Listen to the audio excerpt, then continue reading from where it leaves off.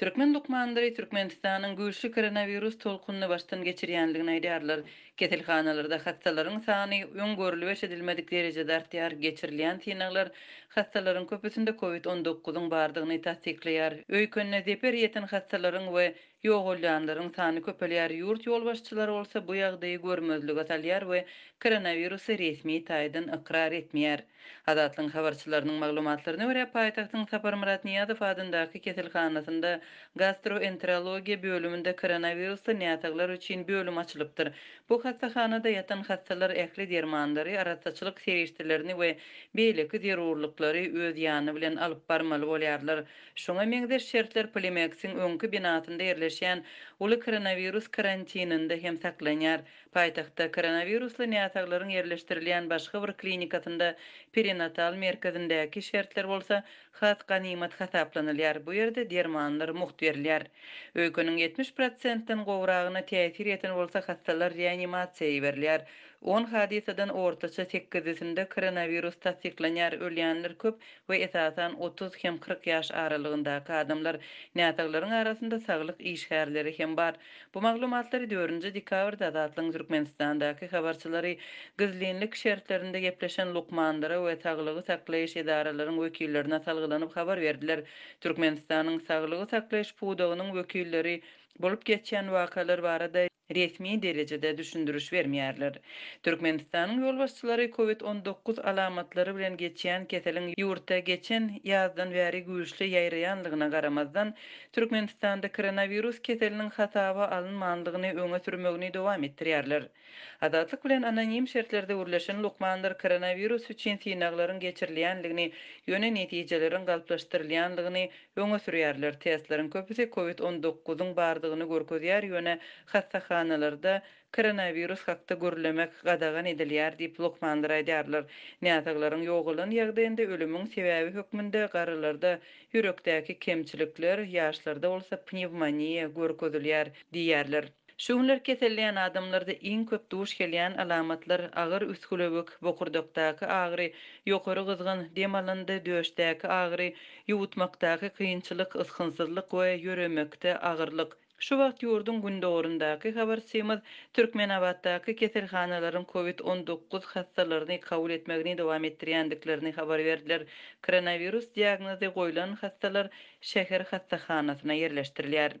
Hastaxanalardaky lukmanlardan başga maşgala lukmanlary hem gyssagly tertipde işleýärler. Liwap vilayetinde maşgala lukmanlarynyň iş güni uzaldyldy. Lukmanlary her gün ýerden sagat 8-den akşam 8-e çenli özlerine degişli jaýlara aýlanmak, adamlaryň temperaturasyny ölçemek we saglyk ýagdaýyny hasaba almak tapşyrylýar.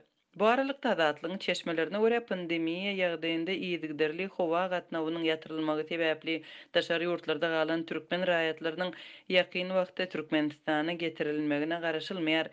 Bu barada habar berýän habarçylarymyz hem çeşmelerimiz şol biraktyň özünde de saman depedäki gaz ýatagynda işleýän Hytaý hünärmenleriniň 10-njy ýanwardan soň Türkmenistana gelmegine garaşylýanlygyny aýdýarlar.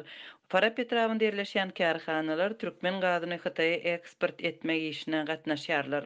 Özüni koronavirusdan azat diýip ygran eden ýurdun häkimetleri dürli karantin çäklendirmelerini girizmegi dowam etdirýärler. Hususan da döwlet kärhanalarynda işleýänleriň sany gitdigiçe azaldylýar. Azatlyň habarçylarynyň sözlerine görä 28-nji dekabrdan 10-njy ýanwar aralygynda Türkmenabatdaky paxta egirji fabrikasynyň işgärleri tölenmedik ruhsata iberilipdir. Bu kärhanada 2000 töwerege adam işleýär. Koronavirusyň GKJ hadisasyny hem resmi taýdan hasaba almadyk Türkmenistan täze ýyly berk çäklendirmeler bilen belledi. Bu Azatlyk radiosynyň habarçylarynyň sözlerine görä diň jalyş günlerinde adından onlarça adam karantin düzgünlerini bozmakda aýplanyp tutsak edildi. Täze ýyl bayramçylygyna tutuş ýurtda elektrik togynyň uzak wagtlap öçmegi hem kölege saldy. 29-njy dekabryň akşamy tutuş ýurt boýunça elektrik togynyň öçmeginiň netijesinde köp ýaşaýjylar bayramçylyk günlerinde ýyllyksyz we susuz galdylar. Aşgabatly lukmanlaryň habar bermegine görä 30-njy dekabra geçýän giýjede paýtagtyň keselhanalarynda elektrik togunyň öçen wagtynda hastalaryň ençemeti ýogalypdyr. Hususan da Niýazow adyndaky keselhanada öýkeni emeli ýagdaýda işledýän IVL aparatyna satylan koronavirusly 2 ňata ätýaşlyk elektrik çeşmesi bolan generatorlar işledilýänçä aradan çykypdyr. Bu arada 4-nji dekabrda zatlyň habarçylary paýtagtyň saglyk edaralaryndaky çeşmelere salgylanyp habar berdiler. Bu maglumaty Türkmenistanyň saglygy saklaýyş wekillerine resmi görnüşde tasdikladyp bolmady. Azatlyň habarçylarynyň sözlerine görä 5-nji ýanwara çenli Liwap vilayatynyň käbir ýerlerinde ýaşaýyş jaýlarynda ýyladyr sistematy we elektrik üçinçiligi hinidem dikildilmändir. Vilayatyň häkimetleri elektrik togunyň kesilmeginiň sebäbini we dürän netijeleri barada düşündürüş bermeýärler.